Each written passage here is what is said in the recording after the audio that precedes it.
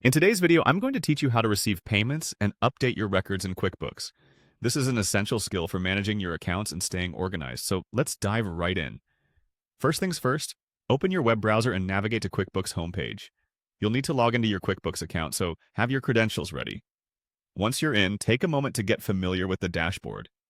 Here is where all your recent activities and insights are displayed.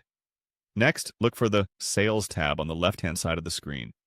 Give it a click, and this will take you to the Sales Overview. This section is where you can manage your sales transactions, send invoices, and keep track of your income. Now, within the Sales tab, you'll see an option called All Sales. Click on it and you'll be presented with a comprehensive list of every sales transaction you've logged. This view helps you ensure that nothing slips through the cracks. Now, to record a new payment, find the button labeled New Transaction. It's typically located at the top right of the All Sales page, making it easy for you to start a new entry. Clicking this will reveal a drop-down menu with different transaction types. From this menu, select Payment.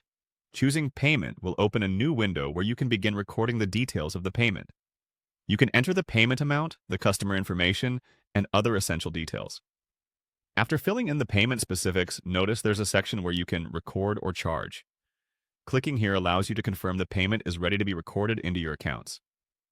Next, if you'd like to keep additional notes about this transaction, look for the Memo field. The Memo section is your personal notepad within the transaction, where you can jot down important reminders or specific details about this payment. Not only does this help with organization, but these notes can be incredibly useful during audits or when you need to reference a transaction in the future. Additionally, should you have documents related to the payment, such as receipts or contracts, click on Attachments. This is where you can upload and link these files directly to the transaction, ensuring everything is in one place and easy to find when you need it.